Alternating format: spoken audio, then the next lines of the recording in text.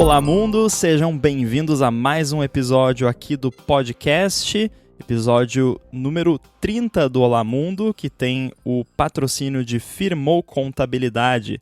Eu sou o Guilherme Ramos e junto comigo está Fernando Boom, tudo beleza? Tudo certo. E aí, como é que estão as coisas? Tudo bem por aqui, tô me preparando para palestrar semana que vem, pela primeira vez numa conferência internacional depois da pandemia, olha que legal. Massa. E onde é que vai ser? Vai ser em Toronto, na SwiftTO, SwiftTO, a conferência lá de Toronto, que tá voltando também, então vai ser bem legal. Tô até meio enferrujado, não lembro direito como que prepara a palestra, tô finalizando aqui e não sei, eu espero que dê tudo certo. Eu acho que aos poucos tá voltando a memória de como faz isso. Tu sabe se vai ter streaming das palestras, alguma coisa assim, pro pessoal, se quiser ver? Eu não sei dessa conferência, mas eu acho que vai ser gravado, pelo menos. E se não for, eu vou dar uma palestra muito parecida na NS Spain, em setembro. Então, para quem não vai em nenhuma das duas, pelo menos vai ter a gravação da NS Spain para poder assistir essa talk.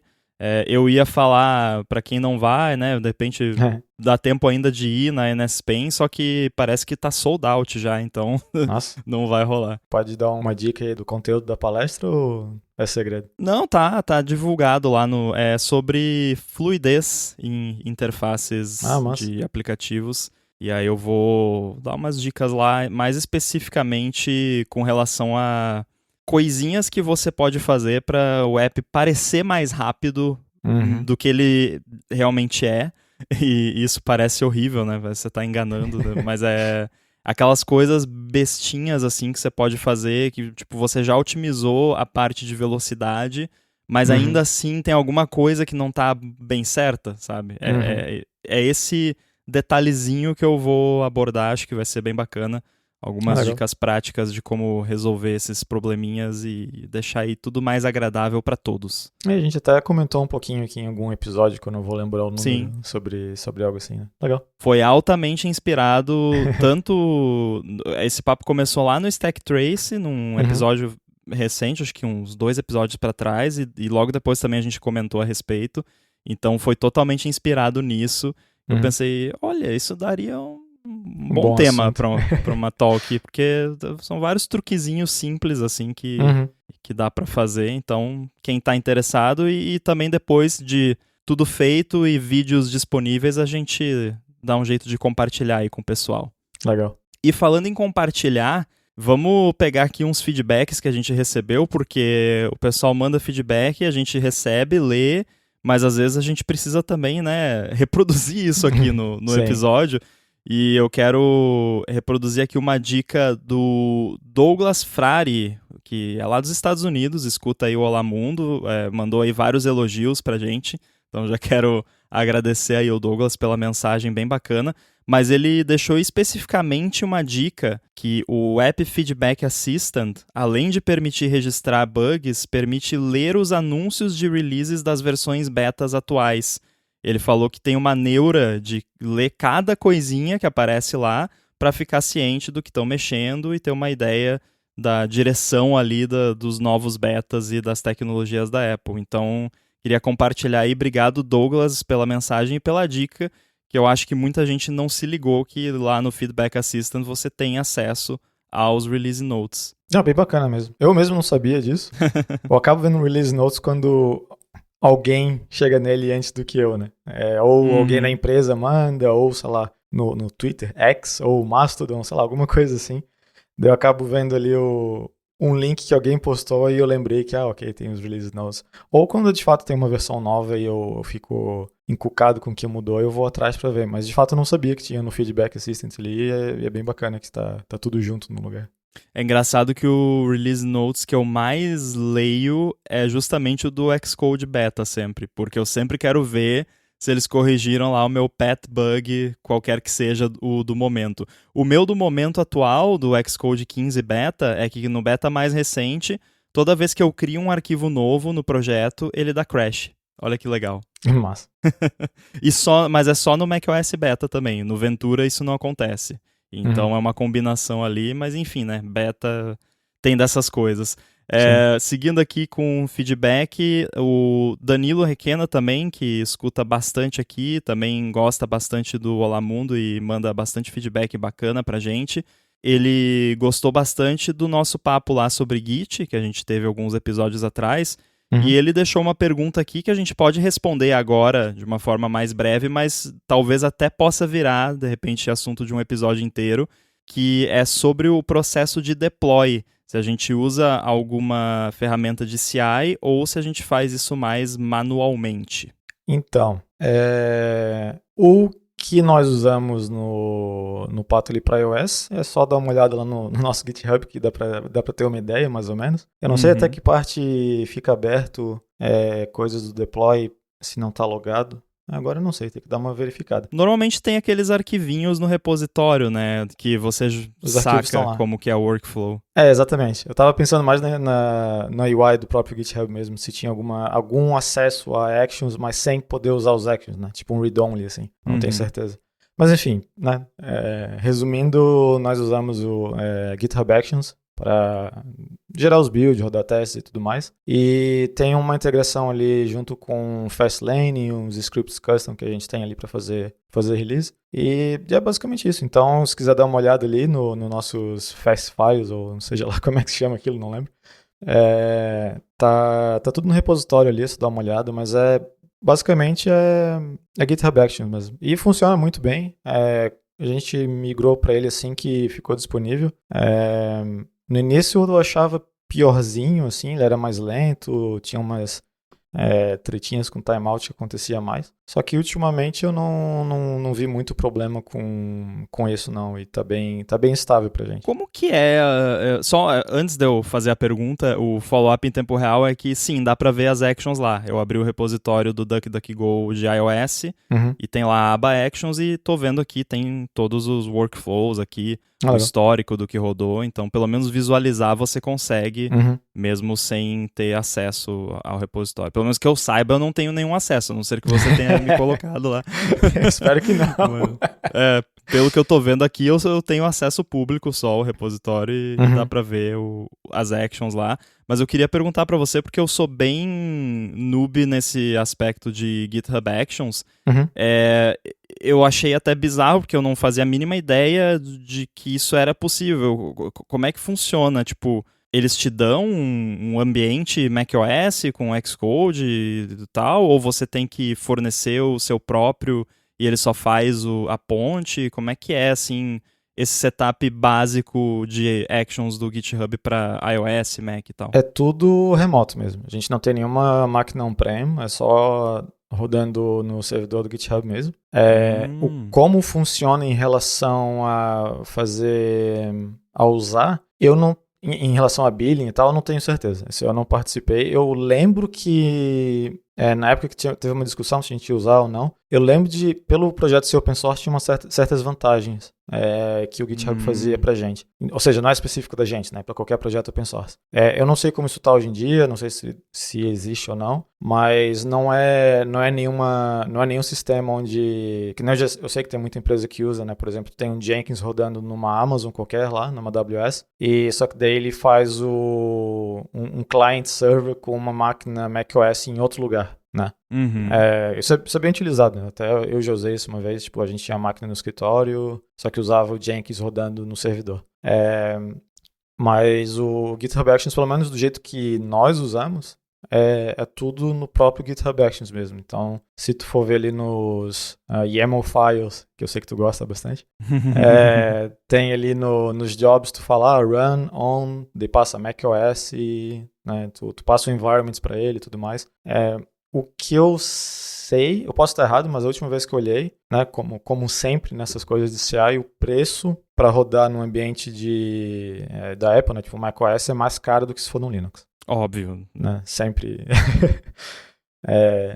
Então, se eu não me engano, nós temos alguns steps que rodam em Linux, que se dá para rodar, por exemplo, SwiftLint, eu acho, que roda no Ubuntu.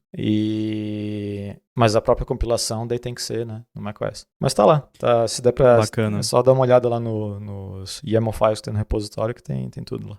E seus projetos pessoais é archive e upload manual mesmo? Projeto pessoal, como é tão pouco. Como é raro, né, a quantidade de vezes que eu faço release, eu não senti necessidade de automatizar isso. Seria. E no Xcode novo agora tá melhor ainda, porque é um clique só. Depois que você deu o archive, você só seleciona para onde vai, tipo, App Store. É um clique, não tem mais aquele monte de etapas e tal. Sim, não, é bem tranquilo. Eu não. Né, como é um projeto, os meus projetos pessoais são pequenos e eu não faço tanto deploy, assim, então eu não vi necessidade mesmo. Mas não seria. Eu imagino que não seria muito complicado passar para um GitHub Action, porque assim que a gente fez a migração de um sistema para o outro, foi bem tranquilo, assim. Não, tem umas coisinhas no GitHub Actions que é meio chatinho, eu acho que eles demoram um pouco para ter suporte a novas versões de Xcode, de macOS, esse tipo de coisa. Então fica um pouquinho na mão deles ali. Como todo o sistema de CI, né? Se tu não tem controle da máquina, isso vai acontecer em qualquer lugar. É que eu estava acostumado com o Bitrise. O Bitrise ele era muito. E ainda, eu acho. Ele é muito rápido, né? Sai um beta, se não for no mesmo dia, no dia seguinte ou na próxima semana, já está lá disponível para tu usar se tu quiser. Sim. Né?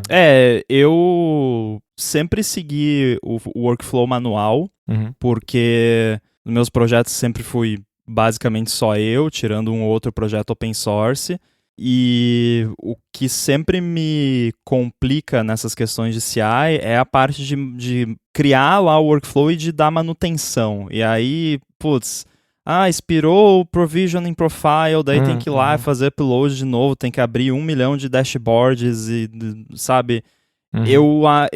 Eu tenho uma aversão muito grande a workflows onde eu tenho que ficar abrindo dashboards e abrindo interface web para navegar lá num menu para achar, para fazer upload de uma chave. Eu acho muito chato isso e me tira muito do flow, né, do trabalho. Então eu sempre evitei porque o tempo que eu gastava ali fazendo aquele upload na mão, e no caso tipo do AirBuddy, por exemplo, é só notarization, e aí eu tenho um script que cria o DMG, manda, notarize, pega o DMG e bota lá já com o nome certinho, com o ícone no DMG, tudo perfeito. Então é um comando que eu rodo, então já é um CI de pobre, talvez, né? Eu fiquei por bastante tempo em outra empresa fazendo release com script em bash também.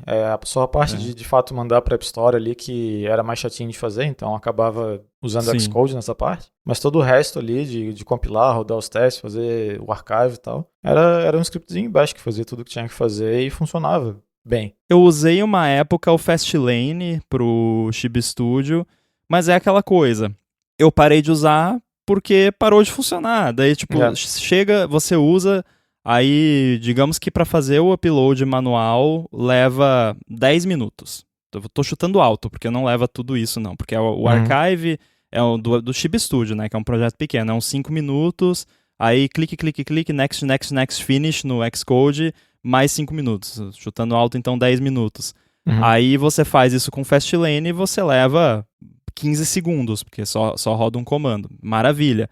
Mas aí, daqui a pouco, daqui 2 meses, para de funcionar e dá um erro. Aí você vai passar 2 horas tentando descobrir como que resolve o erro que deu e como que faz funcionar de novo. Então, no somatório, no fim das contas, dá elas por elas. Tipo, dá na mesma. Pois é. Né? Porque essas ferramentas, o Fastlane é maravilhoso, mas vamos combinar, é uma pilha de gambiarras, né?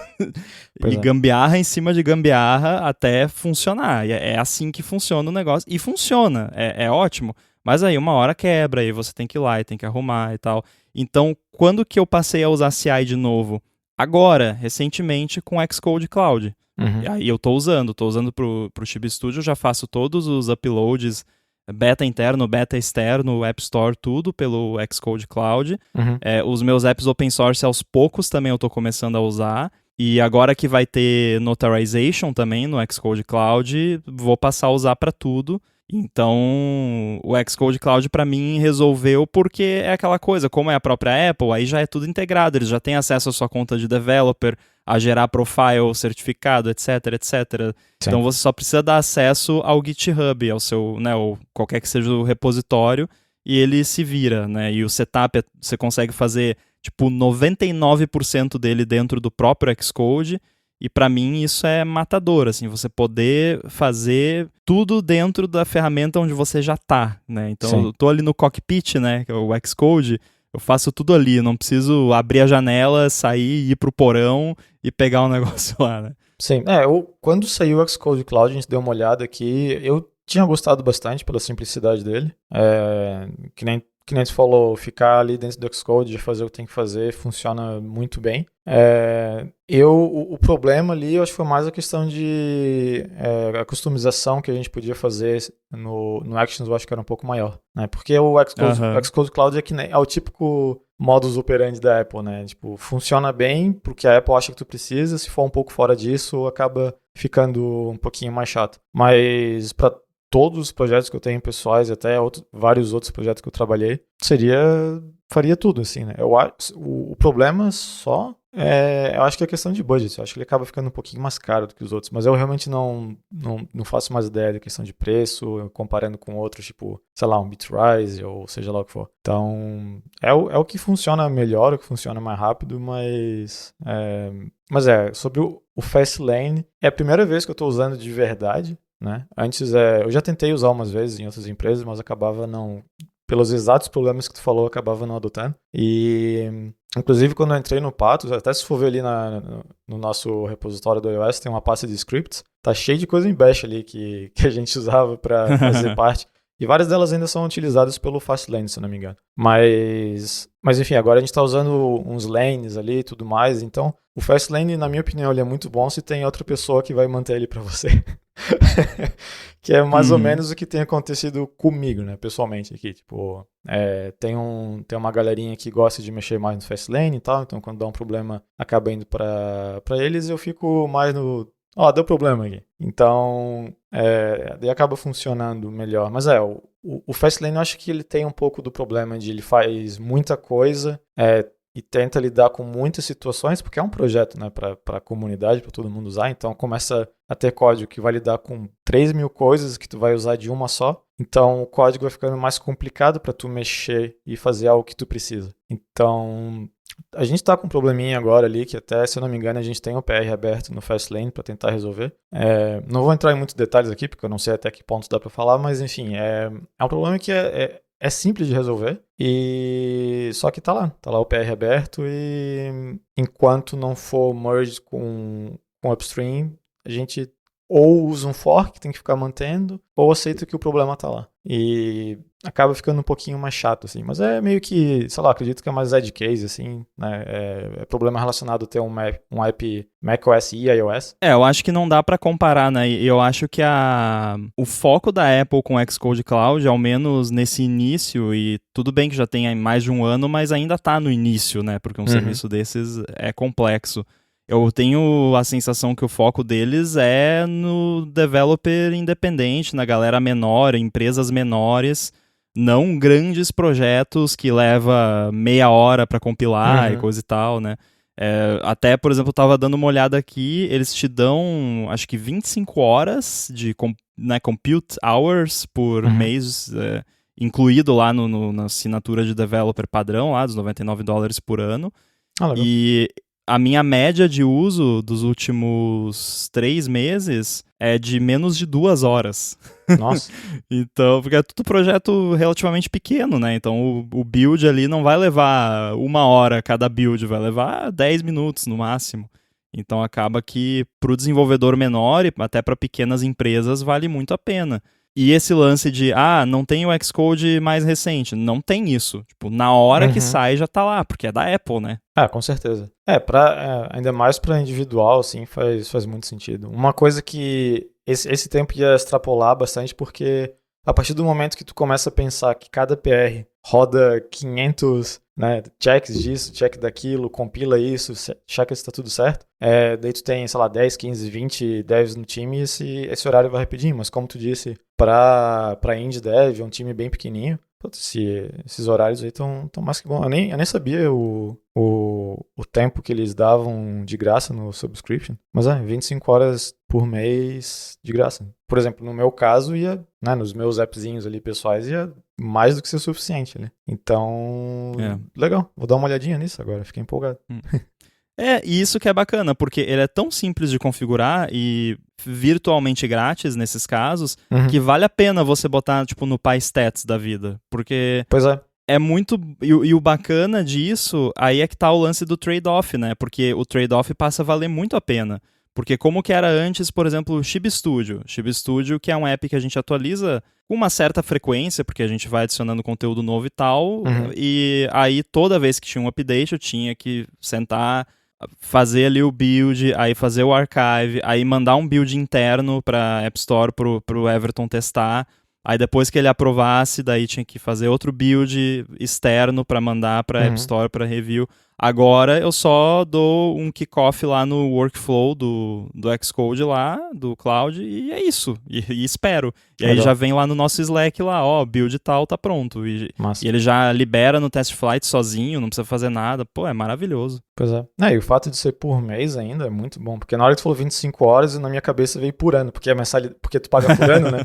E, sei lá, Apple sendo Apple, não duvido, né? Eles ainda dão o quê? É o quê? 5 GB de graça no iCloud?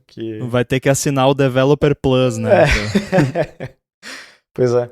Mas não, legal. Vou dar uma olhadinha nisso, de certeza, assim. Eu nem tinha me tocado que se existia um período de graça pra usar, porque é bacana, legal.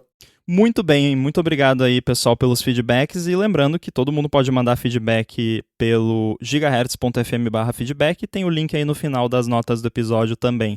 Mas a gente tem um assunto para falar hoje aqui também, além dos feedbacks do pessoal e de CI, que já quase deu um episódio né, de CI. A gente vai falar sobre layout. E aí, não é que a gente vai falar de design de layouts aqui, pelo menos não necessariamente. Mas eu achei que seria interessante trazer o tema de técnicas de layout e as diferentes técnicas de layout que a gente pode utilizar na criação de apps para qualquer plataforma, mas né, falando aqui das plataformas da Apple. E a gente tá num momento interessante para falar disso porque no começo, né, tudo eram trevas, como é que é? A gente tinha só né, frames e layout manual, aí depois tinha auto-resizing masks, e acho que galera de iOS deve ter usado pouco, porque foi só lá no comecinho. Início, né? E depois veio o auto-layout, que é a maior mentira da história, né? De auto não tem nada. E depois veio o SwiftUI, que tem outro sistema de layout que é bastante misterioso, eu diria. Então, para começar, Boom, você poderia brevemente descrever essas opções de layout para mim e para os ouvintes? Eu sou bem biased em relação a frame, e a gente pode discutir um pouco mais disso mais pra frente, mas frame é o clássico lá, tu vai pegar a tua view, né? Vai botar o frame nela, e é isso aí. Tu vai ter o teu eixo ali, né? O XY, vai setar o que tu quer de origem, vai setar o que tu quer de largura, de altura, e esse é o frame da tua view. Né? Bem básico, simples de entender, um dos motivos pelo qual eu gosto. E é basicamente isso. O Auto-Resize Mask eu lembro, né? Quando eu comecei a mexer com iOS, era bem tocado nesse assunto, porque era basicamente a maneira correta, entre aspas, né? De tu fazer o layout da view, porque tinha que levar em consideração a rotation do device, né? Se está em landscape, portrait e tudo mais, então como é que tua Auto-Resize Mask vai funcionar. E vou ser honesto aqui, faz muito tempo que eu não uso isso. Eu lembro mais ou menos como funciona, mas basicamente tu chega e fala pra tua view que tipo de auto-resize que ela vai ter. Se vai ser... tu tem uma máscara lá, se eu não me engano, né? Tu tem um enum lá com vários tipos de máscara. E na verdade, actually, é um option set, né? Option set, isso. Inclusive, o nome pode ser confuso, porque é auto-resizing mask, é uma máscara, mas não é uma máscara de view, de vai cobrir não, é máscara porque é um bit mask. né? Que você pega ali Exato, um monte de exato. bits e combina eles para formar um número feioso lá que diz Isso. como que a view... É uma coisa antiga, né? Enfim, mas funciona. Sim. Então, máscara justamente pelo seu bitmask, né? Tu consegue chegar e falar, né, o clássico, botar lá um right margin, pipe, top margin, daí tu vai formando os tipos aí de mask que tu quer para tua view. E ele vai tentar ser relativamente inteligente ali, por exemplo, se tu botar, eu quero que minha view tenha um flexible width, daí ele vai tentar expandir ou fazer shrink dela em relação a outras views que estão perto com outras masks, né? Uhum. E eu vou dizer até que funciona, tá? Não é tão ruim quanto parece, ele funciona para coisas simples, na minha opinião. E era isso aí. Então, tu basicamente falava, essa view aqui, quando eu tô em landscape, eu quero que ela pegue, sei lá, bem mais espaço do width e o height continue fixo. Então, ali já ia, né, tu põe um negócio mais fixo ali, de width, tu vira o device, ele tem mais espaço para expandir, então ele sabe que pode expandir, é como se tivesse em SwiftUI um spacer ali no meio, e ele vai pegar esse espaço ali de UI da tua tela, né? Então, é bem difícil ver isso hoje em dia. Geralmente tem algumas extensions que eu vejo de view que até usam para meio que ser backwards compatible também, com sistemas que ainda fazem rely disso. Eu sinceramente não sei dizer como é que ele é traduzido, no final das contas, se tu cria uma auto-resize mask, como é que o sistema gera isso. Eu imagino que no final das contas é tudo frame, né? Então, eu acho que é isso, mas eu não vou falar aqui. E daí tem como é que é o Auto layout. Que é o que não tem nada de alto. Então, esse, eu não sei se tu lembra como começou, de um jeito bem engraçado, que tu fazia uma UI usando tipo uma ASCII art. Nossa, cara, aquilo é muito horrível. Tinha um nome pra isso, agora eu esqueci. Mas quando tu faz esse layout usando strings, né, fazendo tipo uma ASCII art ali, tinha um nome pra essa funcionalidade. Eu nem sei se ainda funciona, se já foi deprecated ou não. Funciona? Chama Visual Format Language. Nossa. E para você ter uma ideia, eu tô olhando aqui a página do Apple Developer que tem a documentação disso. Ela tá no Documentation Archive, tá? Então não é uma coisa recente. Não tá ainda com aquele aviso de tipo, isso é legado, não usa mais isso. Então, quer dizer que ainda é suportado, mas as imagens de demonstração dessa página são com o visual do macOS Leopard. Nossa. Então, é antigo e eu tô até vendo aqui como você cria a parada manualmente, e aí talvez pelo nome desse selector eu até entendo por que eles preferiram usar esse formato, porque é Constraint with Item Attribute Related by to Item Attribute Multiplier Constant. Nossa. Complicado. Pois é. Então, começou assim, né, o auto layout. E eu tentei usar. Eu lembro de ter tentado e tal, e olha, não rolou pra mim. Eu tentei mesmo, era muito desagradável. Os erros eram extremamente confusos de entender o que estava acontecendo. Eu lembro de preferir usar auto-resize mask até para várias coisas, quando eu não tinha possibilidade de usar frame, por seja lá qual for o motivo. E só um detalhe, o auto-resize mask que eu lembrei aqui, ele é sempre baseado na parents view. Geralmente as coisas de layout são baseadas no parents view, né? Então ele, por exemplo, ele vai se esticar mais ou menos baseado no espaço que ele tem do parent view. Porém, com o auto layout isso não é obrigatório, porque você pode ter relação com sibling, né? Então você pode ter uma view que está dentro de uma view que está dentro de outra view. Isso. E aí, a outra view que está dentro dessa view pai de todas pode estar relacionada com aquela view que está lá no miolo, lá dentro da outra que está dentro da outra. Ficou uma explicação, assim, maravilhosa. Eu tô percebendo. Tenho certeza que todo mundo entendeu. Explicar layout é complicado, né? Quando tu não podcast. Quando não tem uma canetinha, né, para mostrar as coisas, para desenhar no papel. Pois é. Me embananando todo. Mas enfim, isso. Então, surgiu o auto layout, tinha essa interface, né, essa API maravilhosa usando o ASCII Art para fazer os negócios funcionar. E não deu certo, não consegui fazer o negócio funcionar de um jeito bom. E eu não sei quanto tempo demorou, se foi 1 ano, 2 anos, 3. Eles começaram depois a fazer as anchors, Que é muito melhor. Era infinitamente melhor, né? Até, se eu não me engano, tinha um framework que eu usei muito brevemente, acho que era SnapKit o nome. Sim. Tem um SnapKit, acho que chama Pure Layout também, que é parecido. Que é bem baseado em Anchors, né? Antes de ser suportado oficialmente pela Apple, se eu não me engano. Uhum. Então... porque, só para explicar, né, por que esses frameworks que faziam isso antes da Apple implementar, e por que o sistema de Anchors é muito melhor. Porque com auto layout cru, digamos assim, você tem, que eu nem sei mais fazer. Tipo, se você pedir para eu fazer, hoje em dia eu não sei. Também não. Felizmente é um conhecimento que eu esqueci. Mas com o lance de Anchors, você faz... A API, ela descreve o que você quer fazer de fato. Que é tipo, pega o lado esquerdo dessa view e gruda no lado esquerdo dessa outra view com 30 pixels, 30 pontos de distância entre eles, ou 0, ou sei lá. Pega essa view e eu quero que ela tenha a mesma largura dessa outra view aqui que está do lado dela.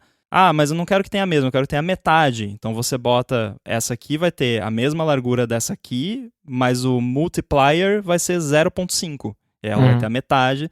Então é muito mais óbvio o que você está fazendo. E normalmente, só de você olhar pro código, você já tem uma noção se aquilo tá satisfiable ou não, né? E aí satisfiable no sentido de se o auto layout vai dar crash ou não quando você rodar, né? Que é basicamente você precisa, pro auto layout funcionar, você precisa ter constraints, que são essas regrinhas, né? De gruda esse lado nesse, a largura e tal. Você tem que ter, via de regra, uma regra dessas para cada atributo do elemento que você quer fazer o layout. Então você tem altura, largura, e você tem a posição no eixo horizontal e a posição no eixo vertical. Você tem que ter, necessariamente, o número correto, o número mínimo de constraints para definir todos esses atributos. Você não pode ter nenhum deles indefinido. E é isso que o auto-layout reclama, né? Quando você vê lá nos logs lá o erro, o layout é ambíguo, é porque é matemática, né? Então ele não conseguiu resolver a equação, basicamente. Sim. É isso que está acontecendo. Então se você tem uma view lá, você falou que ela vai ficar centralizada na view onde ela está, mas ela não tem uma definição de qual é a largura dela ou qual é a altura dela. Pois é, como é que centraliza isso? O auto-layout não vai saber o que fazer. Então você tem que ou criar constraints específicas de falar para ela, essa altura é tal e a largura é tal, ou você coloca, não, a largura dela vai ser tantos % dessa outra view, ou então ela pode também ter, e aí é que a coisa começa a ficar complicada, porque aí a view ela pode também ter um intrinsic size, que é tipo o tamanho, né, a largura e a altura intrínsecas. Essa é a palavra? Meu Deus. Acho que é. Então é tipo, por exemplo, um botão. Um botão, ele tem um tamanho definido que é baseado no conteúdo dele. Então se você tem lá um botão que está escrito botão dentro, a palavra botão com a fonte do botão vai ter a largura do botão. Então, não precisa definir, né? E o próprio sistema já tem as métricas dele de, um botão tem tanto de altura, que é da bordinha dele ali, no caso do macOS, né? Ou no caso do iOS é o tamanho da fonte. Então, você não precisa colocar no botão constraints para falar, essa é a altura e essa é a largura, porque ele sabe. Se você quiser botar para dar um override, você pode, mas ele já sabe. Então, se você colocar um botão na sua view e falar centraliza, ele sabe centralizar. Mas se você colocar uma view sua lá, aleatória, que não tem um intrinsic size, aí a coisa começa a complicar. Porém, você pode botar uma view sua lá, que não tem um intrinsic size, e dentro dela você pode colocar um botão e grudar ele nos 4 lados da sua view, por exemplo. Aí ela passa a ter um intrinsic size. Sim. Porque as constraints dentro dela conseguem resolver ali uma dimensão para ela. E com toda essa explicação maluca que eu dei aqui, vocês já devem estar, talvez, né, os ouvintes e as ouvintes mais espertos já devem estar percebendo que existe um trade-off envolvido com auto layout relacionado à performance. Porque olha a recursividade do cálculo que ele está tendo que fazer. Porque se você tem ali um monte de view dentro da outra, com um monte de constraints, conta pra caramba. Sim. E ainda tem que levar em consideração que eles têm, cada view, ela vai ter o solver, né, do algoritmo do auto layout, ele tem que levar em consideração nível de prioridade daquele layout, que tu pode fazer override, né? Por exemplo, tu tem uma view que tem uma prioridade para ter uma largura X e a prioridade dela é A, e outra view tem né, que pode influenciar a largura dessa view que tem uma prioridade B. Então, dependendo das prioridades de cada constraint ali, vai resolver de um jeito diferente. Então, isso pode facilmente chegar numa situação, se tu não tomar cuidado, de que se tu começar a alterar muito prioridades, né, tu tem um layout que é muito baseado em prioridades custom que você faz, virar aquele House of Cards, que daí de repente está numa situação onde tu não tem muito para onde ir, né? Então, prioridade geralmente funciona para resolver a ambiguidade. Então, quanto menos ambiguidade tu tiver no teu layout, melhor, mais rápido vai ser resolvido, mais performático vai ser e fica mais fácil de olhar mesmo pro layout e ver o que está acontecendo. Então, eu diria que ambiguidade é um dos piores problemas para ter, fazendo o layout, não só pela questão de performance, mas porque fica muito difícil de olhar porque tu está fazendo e saber o que vai acontecer. Porque, né, se nem tu sabe, como é que o compilador vai saber? Por isso que acontece aqueles erros lá de deu um erro aqui de ambiguidade, a gente tentou resolver removendo X constraint no debugger. E eu nem sei se isso é determinístico. É o tipo de... O que ele remove ou adiciona para resolver o problema que está quebrado ali, eu não tenho certeza se ele é determinístico ou não. Eu imagino que é. Mas eu lembro de ter problemas que tu rodava várias vezes a mesma tela e o sistema removia constraints diferentes para resolver aquele problema. Né? Eu já não sei se é por causa de um bug no algoritmo ou se ele é by design feito para tomar certas coisas em consideração que pode mudar em runtime. Né? Deve ter umas heurísticas bem complicadas envolvidas nisso aí, porque é uma situação ambígua, né? Então vai ser complicado de resolver. Mas você falou de prioridade das constraints propriamente ditas. Tem as outras prioridades que são... Eu adoro os termos que eles escolheram. Um deles até que é bom, mas o segundo eu acho péssimo, que é o Content Compression Resistance Priority e o Content Hugging Priority. Com que prioridade eu vou abraçar o meu conteúdo? Eu vou te dizer que toda vez que eu preciso resolver algo relacionado a Compression Resistance ou Content Hugging, eu sempre procuro isso e eu caio no Stack Overflow, sempre o mesmo, que tem uma imagenzinha mostrando isso aqui é um hugging alto, isso aqui é um hug baixo, isso aqui é um resistance alto, isso aqui é um resistance baixo.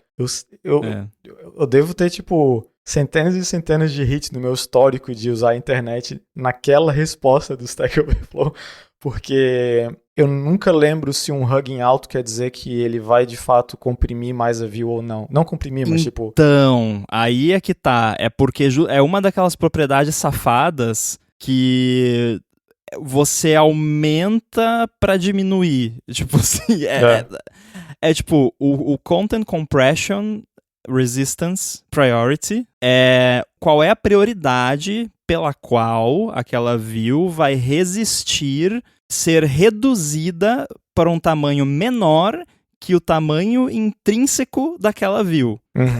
Então, só olha a frase que eu tive que falar para explicar. E aí, o Content Hugging é com qual prioridade aquela view vai resistir crescer para um tamanho maior que o tamanho intrínseco daquela view. E detalhe, no eixo especificado. Porque você tem o eixo horizontal e o vertical, e você pode customizar em qualquer um deles.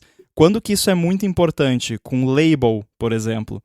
Que você tem lá um texto. Nossa, cara, eu passei tantas horas da minha vida debugando negócio de collection view com stack view dentro, com label que poderia ter mais de uma linha de texto. Traumas. Isso é um inferno. Traumas e traumas. Horrível, horrível. Eu até acabei de te mandar ali o link do Stack Overflow. Eu só botei Content Compression e Hugging e o primeiro link do resultado era esse mesmo. Eu só olhei a imagem, deu aquele meio que PTSD ali.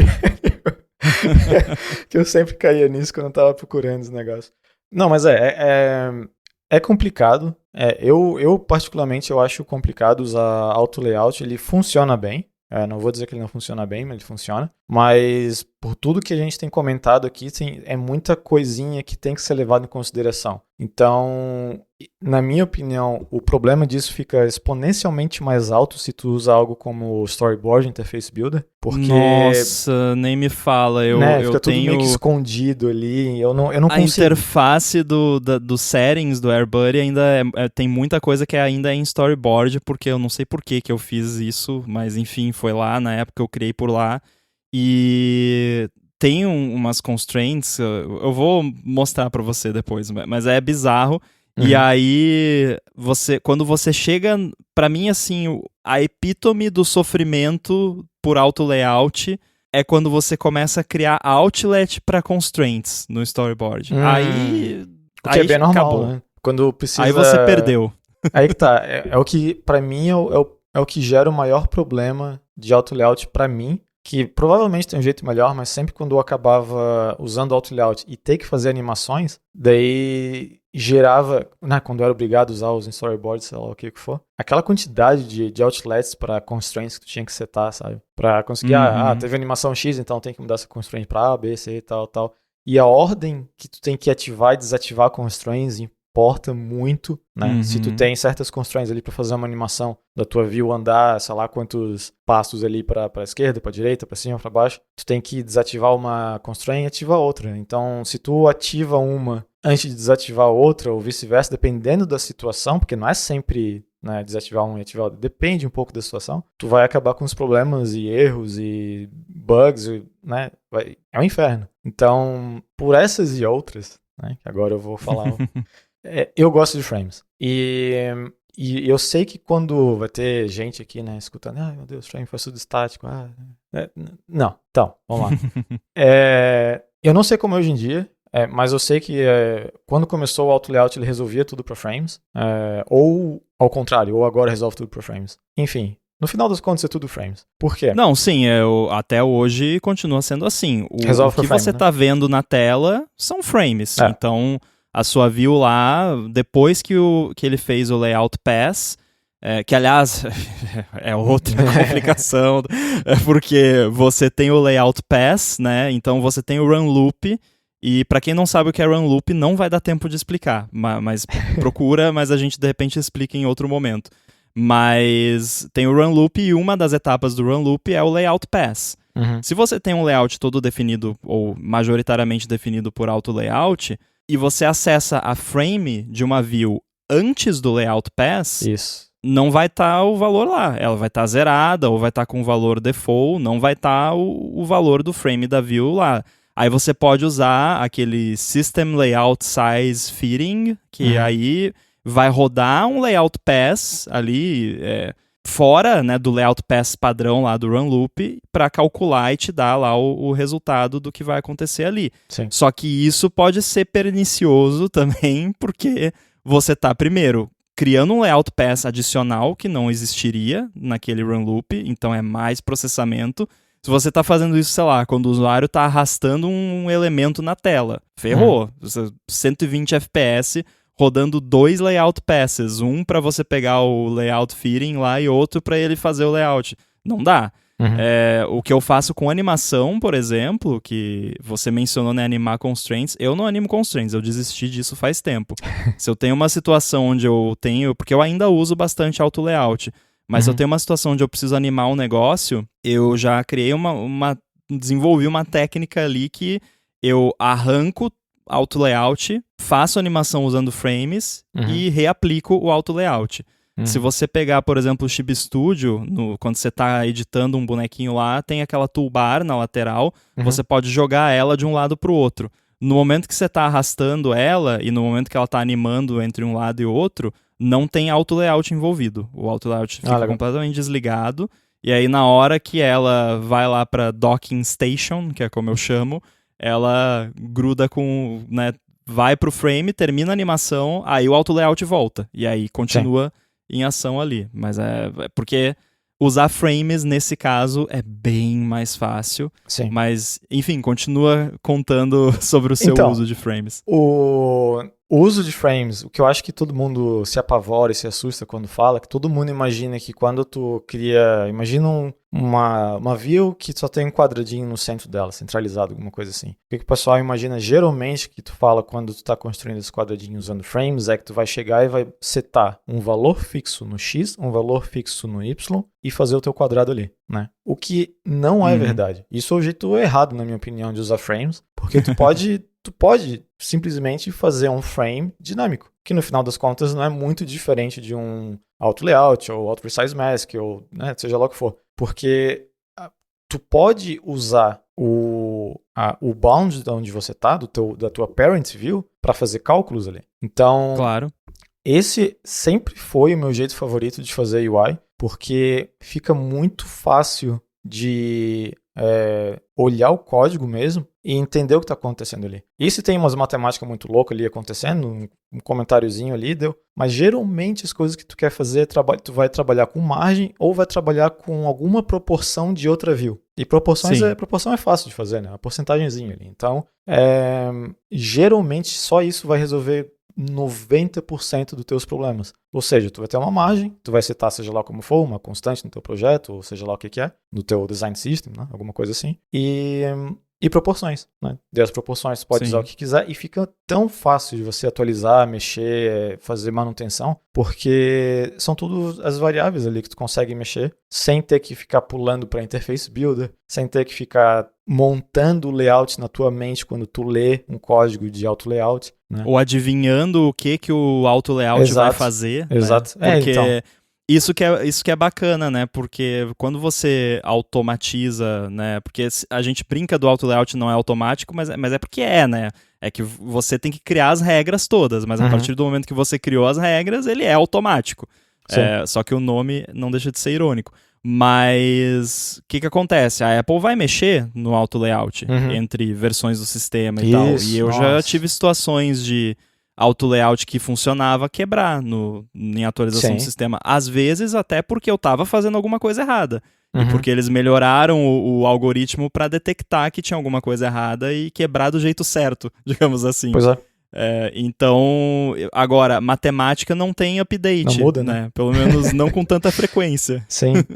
E eu acho engraçado porque na época que eu trabalhei muito tempo num app que tinha uma parte de calendário, que se tu pegar o calendário da Apple ali, você basicamente aquilo. Tem as datas em cima. Nossa, cara, quando você me mostrou aquele app, eu lembro que eu fiquei nervoso, comecei a suar frio só de pensar em fazer aquele layout. Então, é um dos orgulhos que eu tenho da minha carreira profissional ali de fazer esse layout, porque, primeiro, ele é tudo em frames, e porque eu tentei fazer, né, com auto layout, tentei tudo que saía de novo, eu tentava melhorar aquilo, porque mesmo, né, sendo um código que estava funcionando ok, ele estava complexo. Né? Isso eu sou obrigado a admitir aqui, ele não estava simples de ler, né? Tinha os comentários, cara, mas isso. Não tem como. Eu vou te defender aqui porque tem certos tipos de código que em produção não vão ficar bonitinhos jamais. Assim, se tá no ar, não vai estar bonito. E esse tipo de layout complexo, manual, não tem como ficar muito bonitinho. E até também alguns códigos envolvendo interações e animações também às vezes fica meio bagunçadinho e não tem muito porque não são coisas que não tem muito como você abstrair, né? Você vai abstrair, usa auto layout. Então, pois é. O que eu faço de abstração nesses casos é às vezes encapsular isso em um tipo, mas aí eu posso falar mais sobre isso daqui a pouco. Mas como que foi, então, esse lance do calendário? Então, o que eu fico orgulhoso disso, porque eu lembro que eu estava trabalhando nesse app, tudo com frame, né? Eu vou depois entrar um pouquinho mais de detalhe de como que ele foi feito, mas era tudo frame relativo, e chegou um dia, o chefe chegou e falou, eu quero que isso aqui funcione no iPad também. Deu, beleza. Foi literalmente adicionar ele pro iPad, ele foi, né? De fato, é aquele app de iPad que é stretch out, é um app de iPhone, né, que é só largado, mas tava lá, tudo funcionando. E quando saiu a possibilidade de fazer multitask, tudo funcionava também. O usuário podia pegar o nosso app lá no iPad, deixar ele daquele de 3/4, meio, seja lá o que for, o floating, funcionava. Tudo. E fazia redraw bem bonitinho e era tudo frame. Então, nada quebrou durante atualizações. Na renderização dele, sempre funcionou muito bem. Inclusive, se tu pegar o calendário ali, tu consegue, né? Quando tu tá vendo um dia, né? O nosso a gente tinha mês, semana e dias, né? A semana seria com colunas ali para cada dia. E se você fizer um pinch to zoom, essas coisas, tu vê que a linha de tempo expande, diminui. Tudo isso funcionava no app. E era tudo frame. Não tinha uma linha de auto layout, uma linha de mask, nada ali. E funcionava legal. O problema é que eu tive, e a partir do momento que a gente começou a ter uns clientes grandes ali que tinha, né, porque tu conseguia ver vários calendários de várias pessoas ao mesmo tempo, né, é como se fosse, tu tem um salão de beleza, tu quer ver o calendário de todos os teus cabeleireiras. Então, tu tem um staff grande, tu quer ver como é que tá o scheduling de todos eles, tu vai ter coisa pra caramba ali na tela, né, e tu vai ter zoom, vai ter todas essas coisas. E a performance começou a levar um impacto quando a gente começou a ter, sei lá, centenas de eventos na tela. E o maior problema de performance que eu vi é texto. Texto é muito pesado. E eu usava bastante o size to fit do texto. E isso pega muito processamento, pelo menos na época, né? Isso faz 7, 6 anos atrás. Né? Porque ele estava fazendo um layout pass no fim das contas. Exatamente. Né? Você não estava mandando explicitamente, mas é o que acontece por trás dos panos ali. Então, existe maneira de você calcular o tamanho que uma label vai precisar se tu passar o tamanho de fonte, o tipo de fonte, o estilo dela e tudo mais. E isso é muito mais rápido do que fazer um size to fit, né? E foi um dos jeitos que acabou resolvendo. Mas a minha view ali, o meu calendário, nada mais era do que um scroll view com os eventos sendo plotados ali. E a partir do momento que tu olha um calendário, tu vê ele, passa na cabeça que não, isso aqui é tranquilo, até fazer um SwiftUI, alguma coisa assim, um auto layout é tranquilo. Mas daí tu começa, isso vai ser extremamente difícil de explicar, né, em formato de podcast, mas quando tu começa a ter intersecção de eventos em horários específicos, né, tu não pode só chegar e falar, eu tenho 2 eventos no mesmo slot, então é só pegar o tamanho deles, dividir por 2 e pronto, né, tá um do lado do outro, bonitinho. Nem sempre isso é verdade, porque tu pode ter um evento com tempo maior, que estica mais para baixo, né, outro com tempo menor, então ele fica só lá no topo, digamos assim, e daí tu tem outro evento que pega um pedaço, sabe, do primeiro evento que tá lá embaixo e mais um evento do lado desse. Então, tu acabaria dividindo por 3, só que o lá de cima seria só por 2. Então, tu tem que calcular a intersecção dos conjuntos, sabe? E tudo isso foi feito com Frame. E eu não vou lembrar de cabeça agora, mas tem uns métodos muito bons umas funções, no caso, das structs de CG Rect, size e tudo mais, para checar a intersecção, que elas são extremamente rápidas para resolver. Intersects. Intersects, né? Que é basicamente é muito cheap, porque é matemática. Ele vai usar inclusive as instruções otimizadas de floating point do processador, né? É muito rápido.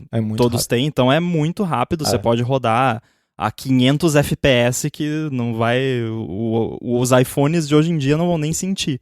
E até daquela época não sentia muito. Não. Quando eu comecei, eu lembro que um dos primeiros protótipos dessa UI eu fazia a colisão manualmente. Eu só checava, se esse X está num lugar X, blá blá blá, tal, e eu via ali, né? Se colidia. Eu troquei para o Intersect e... Eu não lembro agora, né? Como eu disse, faz, sei lá, 6 anos. Mas na minha cabeça vem coisa de 10 vezes mais rápido, sabe? Sim. Então, mas enfim, né? Pra resumir a história, é uma interface complexa, né? Dentro do calendário também tinha a parte, né? Imagina ali o calendário do dia, tu tem os slots de eventos, tem a parte de working hours, que são é tipo um background com um fade diferente para saber, se a pessoa está trabalhando nesse horário, mesmo tendo evento ou não. Tem gaps de working hours, porque as pessoas podiam tirar um break, né? Sei lá, vou almoçar, então tal. Então, tinha muito conteúdo dentro daquela interface e foi tudo feito com Frame. E funcionava muito bem, né? Tudo que a Apple lançava aí de multitask, tamanho diferente de tela, iPhone X, sabe, essas coisas, eu não tinha problema. O que eu tive problema com o iPhone X foi só a questão do 10, sei lá, X, não sei como é que fala. Foi... Safe Area? Safe Area, exatamente. Mas aquilo foi extremamente rápido de arrumar. Eu lembro que a minha task de suporte para iPhone 10 estava lá de, sei lá, uma semana, alguma coisa assim, e se foi 2 dias foi muito. Porque como já estava tudo sendo calculado com frames, eu vou botar em várias aspas aqui um design system, porque aquilo não era um design system, era basicamente um struct com const. Eu basicamente mudava coisas ali, considerava safe areas em algum lugar que antes não precisava considerar e pronto, tá feito. E foi bem, bem tranquilo. E eu lembro de como teve, na época que ficava bastante no Slack lá do pessoal da iOS, era bem normal de ver, olha só, saiu a versão nova de iOS e eu tô recebendo esse warning aqui de constraint que tá ambíguo, sei lá o quê. Por quê? Porque eles mudaram como que funciona a engine do auto layout, né? E eu nunca tive esse problema com a app dessa empresa, né? Que eu trabalhei ali por uns 7 anos. Então... A ideia que eu quero passar aqui é que se falar que trabalho com frames, não é para tirar esse preconceito de que frames é um frame fixo num espaço do teu canvas, porque ele não é. Tu pode facilmente deixar ele relativo com views em volta dela ou com views que é parents dela, e o código não fica ruim como muita gente deve estar imaginando, né? Ele fica bem fácil de reason about. Que, como eu falei, a grande parte das coisas vai ser fazer o cálculo do centro da view, que é basicamente dividir ela, né, por 2 e o tamanho da view por 2, da parents por 2 também, e é isso aí, tu tá com o centro. E é isso. Então, faz um tempinho que eu não faço layout sem ser SwiftUI, que a gente pode falar mais um pouquinho aqui para finalizar. Mas quando eu tenho que fazer uma view nova, e aí não é algo que eu estou alterando, que já existe, que eu estou usando auto layout, isso e aquilo. O jeito que eu geralmente eu faço com o frame primeiro, mesmo se eu vou trocar para auto layout depois. Só porque fica mais fácil, pelo menos na minha cabeça, de entender o que está acontecendo, quais são as constraints e o que é o output disso tudo. Então, se o pessoal do time não se importa em deixar ali em frame, acaba ficando, mas se não... Daí eu faço a troca ali pro auto layout. Porque até pra animação, sabe? Fica tão mais tranquilo de você fazer animações usando frames e tudo mais que... eu não vou falar que auto layout é ruim, eu gosto de auto layout, principalmente a parte de Anchor. Eu acho que funciona muito bem. Anchor, às vezes, resolve um problema de um jeito mais fácil e o código é mais bonito do que se tu usasse frames. Então, eu não tenho muito essa ideia de que se eu vou fazer uma view, ela tem que ser frame ou tem que ser auto layout. Eu simplesmente vejo o que faz mais sentido para mim. Eu geralmente começo com frame, depois eu mudo se eu achar que é melhor. Mas é isso, eu já falei com muita gente que quando eu falei que usava frame, meio que torcia o nariz, assim, porque achava que, se sair um iPad maior, tuas coisas vão ficar tudo para um canto e, sabe, vão ficar errado. Porque não tem auto no nome. Muda o nome para auto-frame. Auto-frame. Matemática básica frame. Que resolve bastante problema. Eu aconselho bastante dar uma olhada. Não estou nem falando para usar, mas só para ver como é que funciona, porque pode acabar gostando, né? Eu, quando comecei a minha vida de dev iOS, eu usava... Interface Builder com Auto Resize Mask e tudo mais. E foi esse, inclusive, um dos motivos de me fazer começar a usar Frame. Foi uma pessoa que trabalhava comigo muitos anos atrás, falou, essa parte aqui tá meio difícil de usar aqui no Interface Builder, sei lá o que, usa o Frame. E eu pensava que Frame era aquela coisa estática também, né? Não, mas se eu setar um Frame, eu tô setando um Frame. Né? Quando eu vi nas aulinhas da Apple lá, o pessoal falava pra usar Auto Resize Mask. Então, é bem interessante. O código fica legal. E vale a pena dar uma olhadinha para ver se resolve problemas que às vezes com o auto layout fica mais complicado.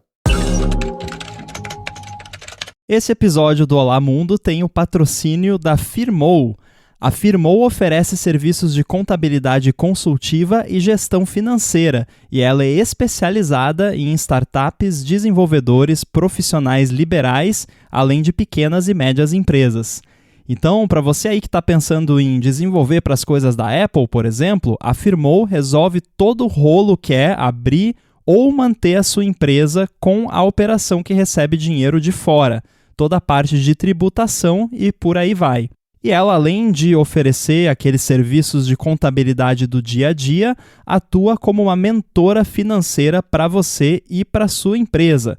Quem me conhece, inclusive, sabe que eu tenho uma empresa que produz software e vende software nas plataformas da Apple, principalmente para clientes de fora. Então, todo o recebimento aí vem em dólar e a Firmoo é que faz toda a operação para mim de garantir que está tudo sendo feito de forma legal, que todos os tributos estão calculados corretamente e eu consigo receber o dinheiro de fora sem ter nenhum tipo de problema. E eu tenho também sempre disponível o pessoal da Firmoo para tirar qualquer dúvida, então sempre que surge aí qualquer dúvida, posso fazer isso? É melhor fazer assim? É melhor fazer assado? Qual banco que é melhor? Eu sempre entro em contato com eles lá e peço alguma ajuda. A Firmoo conhece as melhores estratégias para você abrir e manter a sua empresa sempre de olho na economia de custos, nos tributos certos para cada categoria e etc. Especialmente nas áreas envolvendo TI, ela sabe fazer a legalização do jeito certinho para você ganhar tempo, deixar isso 100% na mão deles e se focar mesmo no dia a dia da sua empresa. Vale muito a pena você investir num serviço de contabilidade especializado como a Firmoo, porque vai por mim, você não vai querer gastar tempo com burocracia. Então, para conhecer melhor os serviços da Firmoo e se livrar da bagunça que é toda essa parte burocrática e financeira da legalização ou manutenção fiscal da sua empresa, faz o seguinte, procura por Firmoo Consultoria no Facebook ou no Instagram. A Firmoo está pronta para ajudar todo mundo que escuta o Olá Mundo, independente da sua necessidade. E a gente tem certeza de que ela vai resolver tudo para você, assim como ela faz todos os dias aqui, tanto para mim, Rambo, com a minha empresa, quanto para a Gigahertz, porque a Firmoo também cuida aí da contabilidade da Gigahertz. Então, mais uma vez, Firmoo Consultoria no Facebook ou no Instagram. Muito obrigado à Firmoo pelo patrocínio do Olá Mundo e literalmente aí todo o apoio que eles dão à Gigahertz. Tá, agora, na prática, né? Você falou um pouquinho do intersection lá, de cDirect e tudo mais, mas um overview simples assim, na prática, eu tenho uma view qualquer e eu quero fazer o layout manualmente lá, eu tenho, sei lá, uma imagem, um label e um botão e eu quero fazer o layout usando frames. Como que é na prática que você tem que dar... Onde que você seta o frame? Porque eu não posso setar o frame willy-nilly ali, né, em qualquer lugar e achar que vai funcionar, porque o sistema não vai desligar o auto layout só para mim, né? Eu preciso meio que fazer um setupzinho ali para que a coisa funcione. Como que é esse setup? Então, eu tinha acho que é feio hoje em dia falar que usa hierarquia, né? Subclasse e tudo mais. Mas eu tinha eu tinha o meu view controller lá e tal, que já tinha um método que era para setar as views, né? Ele adicionava as views e depois fazia o layout delas. Ou seja, o jeito que eu fazia, e isso eu tô de memória agora, então eu posso falar besteira, mas o que eu fazia era que eu sempre tinha um método chamado setup subviews, que tudo que fazia é adicionar as views, mais nada. Não fazia layout, não fazia nada assim. Inclusive, eu tinha uma mania que eu tenho até hoje, que se eu criava uma view na mão que precisa de frame, na verdade não, mesmo que não precise de frame, eu tenho mania de passar um frame como cGRect 0. Sim, eu também. Sempre faço isso. É meio que um toque isso. Isso eu não sei se o teu motivo é igual ao meu, mas isso é dos primórdios do iOS que, se eu não me engano, tinha views que nem tinham init sem passar frame. Então não tinha aquele override que, né, não tem aquele inicializador que tu era obrigado a passar. Então tu não tinha um frame na hora, tu não tinha que passar, tu passava o 0. Então ficou a mania. Então se é uma UI view, se é subclasse de UI view, sempre passava o ponto 0 lá para inicialização dela.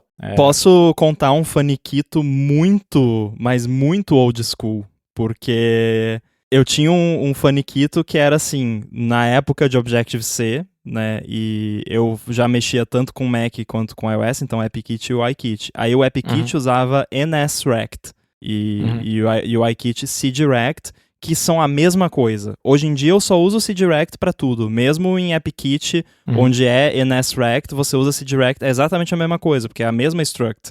Só o nome é diferente e até no Swift funciona, porque é a mesma coisa.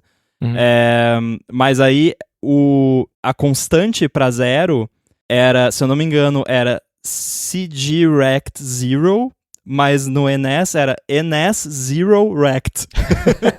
O 0 era invertido e isso me dava um faniquito que você não imagina. Acho que foi por isso que eu comecei a usar a cgrect pra tudo, quando eu descobri que podia. Mas enfim, ali o que é o importante de levar em consideração é só procura ali no pato, né, obviamente, botar lá o lifecycle de um iView controller, no caso de iOS, e o que eu gostava de fazer é fazer um override do load view, né, tu cria tua view e faz o assign para self, e nesse momento eu criava a hierarquia de views, né, ali no setup subviews, que era dentro do load view. Então a hierarquia de view estava criado ali e sem nenhuma chamada de nada que envolve layout. Era só a hierarquia mesmo. Então, Sim. ali dentro você estava view. Isso também é algo meio histórico. Tem muita gente que... Eu lembro que tinha muita discussão na época de eu vou fazer a minha hierarquia de view no load view ou no view de load. E honestamente, hoje em dia, eu não me importo. A diferença que eu vejo é mais que, tipo, se tu usar o view de load, ele vai setar uma view, uma UI view pra você, ela vai estar pronta. E se for no load view, tu cria a tua view e seta no teu controller. Detalhe que no macOS, no AppKit, eu não sei se hoje em dia isso... Eu acho que talvez no macOS Sonoma isso mudou. Mas até pouco tempo atrás, se você criasse um view controller que você não tem um nib, zib, storyboard por trás, e você não desse override em load view, ele dava crash. Porque ele ia falar, tô tentando carregar aqui, cadê meu nib? Cadê meu nib? Eu acho que isso ainda acontece, se eu não me engano, aconteceu comigo umas 2-3 semanas atrás. Mas eu sei que, sei lá, deve ter uns puristas que vão falar, não, tem que ser no load view, sei lá o que, eu tenho que ser no view de load. Eu sinceramente não me importo muito. Eu era mais chato que, tipo, tinha que ser no load view, porque tu tá setando o view, então semanticamente faz mais sentido. O único pet peeve que eu tenho nesse caso, eu acho que eu já mencionei aqui, que é a view, o view controller nesse caso, não deve criar nenhuma view antes do load view ser chamado. Exatamente. E aí o erro que eu vejo vários projetos que tem é você quer ter propriedades para você poder acessar as views que você criou lá dentro. E eu vejo muitos projetos criando com let, né? Então, private let, label igual UI label. Tudo com esse label vai ser criado no momento que você chamar o init do view controller. E isso é errado. Aí é um hill que eu vou die on nesse caso, que é você não pode criar nenhuma view antes de load view ser chamado. Então, sempre usa lazy var para definir as suas propriedades que são views. Sim. Eu lembro, se eu não me engano, sei lá, do dia pra noite eu cheguei, quer saber, eu vou só usar o view de load porque é uma linha de código a menos que eu tenho que setar. Então, enfim, né, é ali que no view de load eu chamava lá o setup subviews, criava hierarquia e é isso. Ou seja, tá com a hierarquia feita, tá rodando, tá bonito, tu abre o teu app e tá tudo zoado, nada na tela, né? Só aquelas views que tem uns intrinsic size meio zoado, que vão aparecer tudo quebrado e tal. Então, daí agora tem 2 lugares que depende da intenção, que dá para setar o layout da tua view, que pode ser o will layout subviews ou did layout subviews, né? O nome deixa claro, né, o que tá acontecendo. Dificilmente eu setava muito layout no will layout subviews, porque eu dependia muito dos parents já estar setado, né? Então, até nem sempre isso era um problema ou não, mas porque isso já acontecia bastante em várias outras situações, eu acabava, deixa o parent setar todo a hierarquia de layout e depois eu faço a minha. Eu não tô com pressa. Então ali no view did layout subviews, eu tinha um método que era setup layout. Então esses 2 métodos sempre existiam em todos os meus view controllers, que era setup subviews e setup layout. E é isso. Dentro do setup layout tu vai fazer a tua matemática, vai fazer o que tu tem que fazer. E esse método, o did layout subviews, ele é chamado quando ocorre qualquer alteração de view no teu parent. Ou seja, se digamos que tu tá ali no iPad e tu tá usando o multitask e tu muda, né, pra de repente de multitask pegando metade da tela pra tela inteira, ele vai chamar isso de novo. e vai chamar isso de novo, e a view e o bounds do teu parent já vai estar certo. Então, se você está falando que, a minha view sempre tem a metade do tamanho do meu parent, se tu rotacionar o device, se tu fizer multitask, fizer seja lá o que for, ele sempre vai chamar aquilo e falar, agora o meu width é esse, né? Então, faz seja lá que matemática está fazendo e reseta o teu layout. Então, é bem simples o código, eu não vejo nenhum bicho de 7 cabeças, assim, de como fazer. Isso tudo eu fazia bastante na época que eu trabalhava com Objective-C. Hoje em dia, tu faz, sei lá, dá pra melhorar a sintaxe e a semântica de como isso tudo funciona com o Swift, usando, sei lá, extension, seja lá o que for, de um jeito bem bonito. E é isso aí. Tu vai sempre usar os bounds da tua parents view para fazer qualquer cálculo que tu precisa fazer para setar o teu layout. E o sistema vai te garantir que toda vez que aquele parent muda, ele vai te chamar. O erro que é normal de fazer, que eu já fiz algumas vezes, é fazer alguma coisa que pode acabar que no teu layout que, por algum erro, tu altera o size de alguma coisa do teu parent. Daí tu entra no infinite loop e quebra tudo. Sim. Agora, foi bom você mencionar isso. Nesses casos, como que você lida, por exemplo, se eu tenho um parent que precisa do child para saber o tamanho dele? Tipo, um retângulo que precisa ficar do tamanho com padding de um texto que está dentro dele. Aí você faria o layout de tudo no parent, nesse caso, para você não ter essa situação do child modificar o parent. Exato. Entendi. Você falou de Swift, eu mencionei brevemente antes, mas uma técnica que eu já usei várias vezes porque eu também tô no mesmo barco que você, que eu tenho usado praticamente só SwiftUI recentemente. E nas poucas vezes que eu uso ainda AppKit e UIKit, eu acabo usando Auto Layout porque normalmente é só coloca essa view e deixa do tamanho do parent, que aí é o exemplo mais básico. Eu tenho até um snippet no Xcode que já faz sozinho isso. Mas o que eu tenho feito é estruturar esses layouts como structs, né? Como tipos, no caso. E mais especificamente um value type como uma struct, porque eu gosto de, nesse caso, ter uma diferença clara entre uma mutação do layout ou uma invalidação de você criar um layout totalmente novo.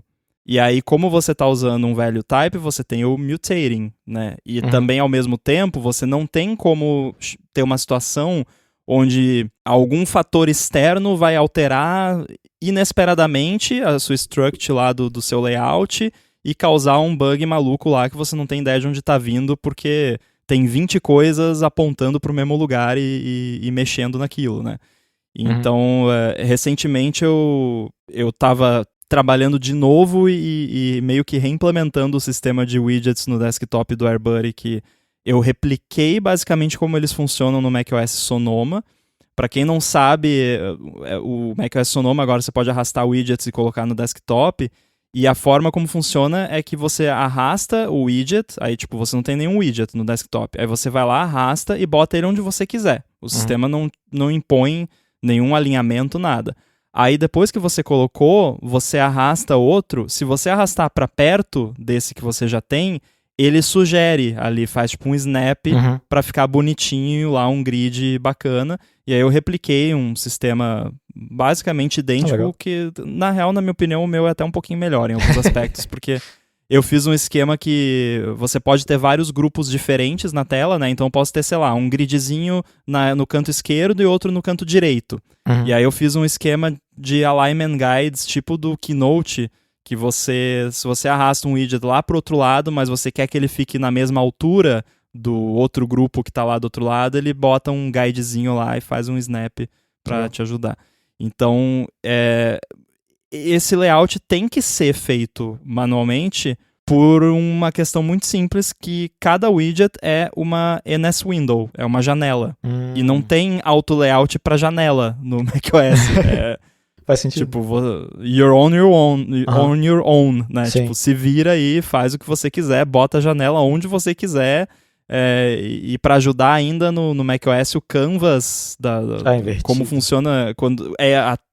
Pois é, o Screen Coordinate Space é invertido. E para melhorar ainda mais, se você tem múltiplos displays usando modo estendido você tem um canvas gigante, então o seu display que tá, sei lá, na esquerda e mais para cima, digamos que ele é menor do que o display principal, como é o meu caso aqui, um Studio Display e o display interno do Mac, que tá na esquerda. Você vai olhar lá com o frame do display interno do Mac, o X e o Y são negativos. Olha que legal. Então, é uma delícia. Mas assim, eu estruturei isso. Eu tenho uma struct que é Widget Layout. E aí eu tenho um Widget Window Manager, que eu acho que é esse sim é um objeto. E aí tem um para cada display. E aí tem lá um Widget Display Manager, que é o pai de todos, que, né, gerencia os gerenciadores das janelas. E aí cada display tem uma struct desse Widget Layout, que calcula onde que estão os itens atualmente com base em grupos. Aí cada grupo tem um origin, que é onde é o canto superior direito... Não, desculpa, o canto superior esquerdo desse grupo na tela. E cada item dentro do grupo tem um row e um column. Então, esse aqui tá no 00, esse tá no 01 e assim por diante. É um pouquinho mais complicado porque os widgets têm tamanhos diferentes, né? Que tem o pequeno, o médio, o grande e tal. Mas, modo geral, é esse.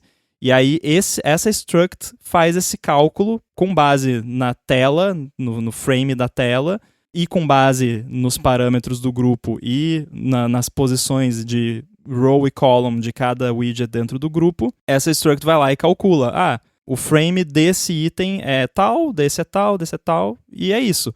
E o legal é que essa struct, ela, no momento que tem uma mutação nos grupos ali, digamos, você colocou um widget novo ou removeu, essa struct vai ser chamado lá um método nela de update, ela vai recalcular isso, e isso fica em cache, basicamente. Então, enquanto não houver nenhuma mudança que precise recalcular o layout, ele é estático, ele não precisa ser recalculado. E como eu não tenho um lance tipo, eu tô setando um frame numa view, que aí beleza, a view é o cache, né, nesse caso. Mas como é um gerenciador de janelas e tudo mais que precisa salvar isso e tal, acabei fazendo dessa forma. E o legal de você estruturar com value types assim é que primeiro você pode testar, você pode escrever teste para isso, o que é mó legal.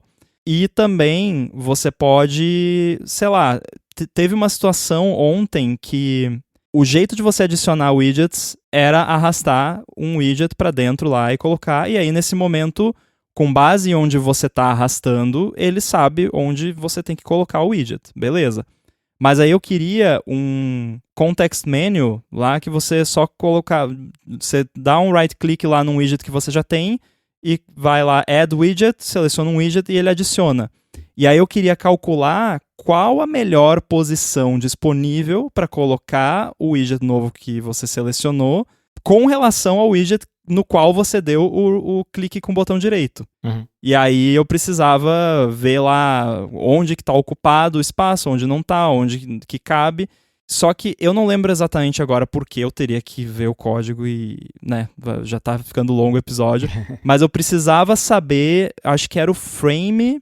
eu precisava saber o frame onde esse widget novo que está sendo colocado seria colocado. Então eu precisava, digamos, quase como simular que você estava arrastando ele ali para um determinado ponto da tela. Só que eu não tinha como fazer isso porque você não estava arrastando nada. Você estava, né, clicou num negócio. E aí, como eu tenho um value type, que é esse layout, o que eu fiz? Eu crio uma cópia do layout, que para você criar uma cópia de um value type você faz var tal coisa igual tal coisa, e você tem uma cópia, né? Quer dizer, você vai ter uma cópia quando você fizer uma mutação, mas enfim.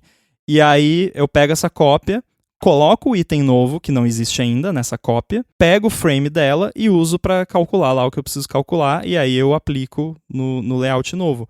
Isso é maravilhoso, porque se eu não tivesse esse layout de uma forma estruturada com um value type, não seria tão simples fazer isso. Porque eu não poderia pegar, sei lá, se fosse um objeto, né, um widget layout manager da vida, e eu mexesse nele lá, ia mexer no que tá na tela. Mas não quero mexer no que tá na tela. Eu quero uma coisa sem efeito colateral nenhum.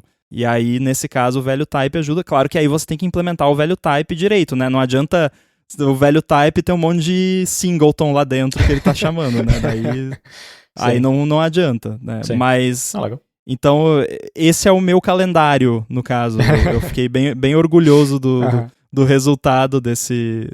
Porque eu comecei meio que skeptical, assim, comigo mesmo, sabe? Será que vai rolar isso aqui? Ou será que não? Parecia um problema complexo, e é um problema complexo, mas à medida que eu fui fazendo e fui testando, e o fato também disso ser um value type, me permitiu testar muito mais fácil, de uma forma sem precisar ficar rodando e dependendo de questões ali de displays e tal, porque eu criei uma view em SwiftUI que pega esse layout e simula ele no preview lá.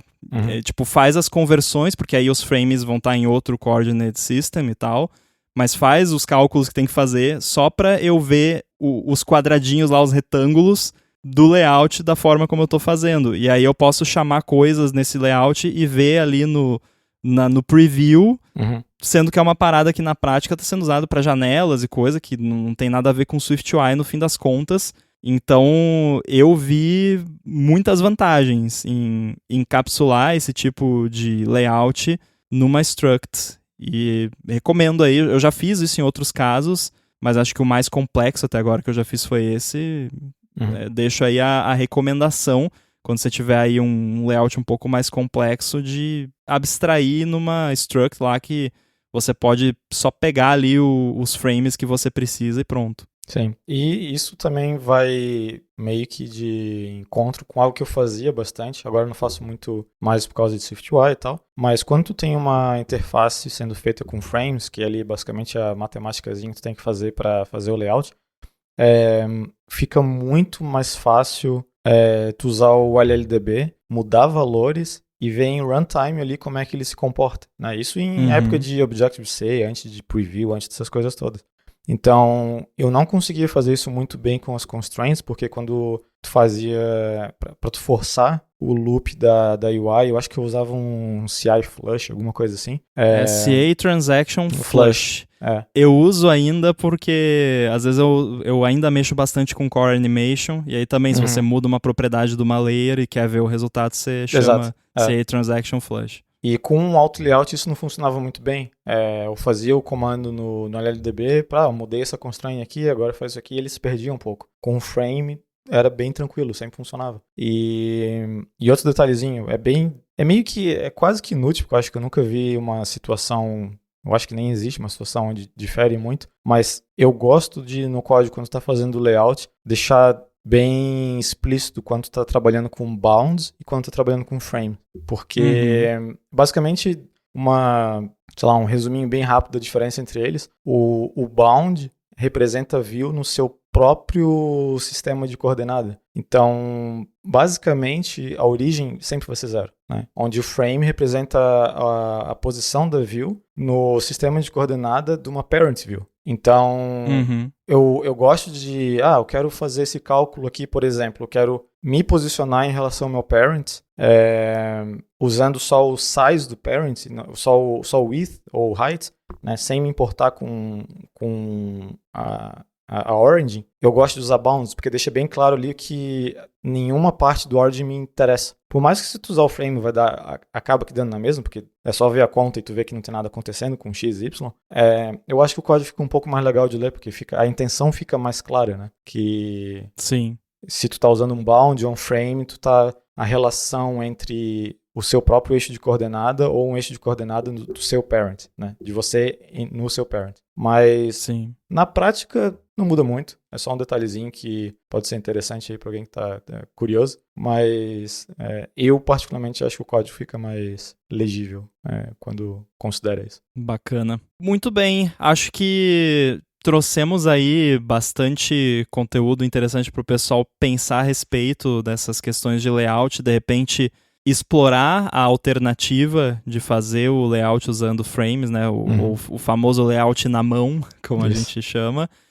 A gente acabou não tendo muito tempo para falar sobre SwiftUI e eu acho que muita gente deve estar se perguntando, né, como que isso se aplica a SwiftUI. Eu já adianto que várias das coisas que a gente falou aqui se aplicam até certo ponto, mas SwiftUI é uma besta diferente, né? Então, acho que vale talvez a gente continuar esse papo em outro momento e de repente trazer uma discussão sobre layout em SwiftUI, porque é um sistema bastante complexo. Não sei se você concorda. Sim, é tão complexo que às vezes tu só joga a mão pra cima e pede ajuda, porque tem uns detalhezinhos chatos assim, mas no final das contas eu gosto bastante de SwiftUI. Eu também, ainda mais agora que aos poucos eu tô entendendo. Às vezes eu ficava muito confuso, porque existem situações em SwiftUI onde você vai ter mais de um frame, um modifier frame lá na mesma parada, e é normal, sabe? Tá tudo bem, né? Eu achava que, quando eu fazia isso, eu achava, nossa, tem alguma coisa errada, não pode ser assim, mas às vezes você precisa, às vezes você tem... Eu tenho casos onde eu tenho, sei lá, um aspect ratio fill, um frame, aí um aspect ratio fit e outro frame, por exemplo. Então você se encontra, às vezes, em situações assim. Teve até um episódio recente do NS Screencast que a gente está fazendo lá sobre SwiftUI no Mac, onde a gente se deparou com uma questão bem curiosa de layout em SwiftUI e, inclusive, a gente fez layout com frames em SwiftUI para uma parada que a gente estava fazendo lá. E, no caso lá, a gente até usou Geometry Reader porque a gente ainda... não queria depender do novo esquema de layout customizado no SwiftUI, que depende do macOS Ventura, então a gente ainda usou, entre aspas, método antigo, né? Que era o Geometry Reader. Então vou deixar o link desse episódio do NS Screencast para quem quiser dar uma conferida. Mas por esse episódio vai ser isso. Então quem quiser encontrar você por aí, Boom, como é que faz? Então, tô lá no mastodon.online, @boom. Muito bem, eu estou no mastodon.social, @inside. Quero agradecer também a Firmou Contabilidade pelo patrocínio e a gente volta em breve. Valeu. Abraço.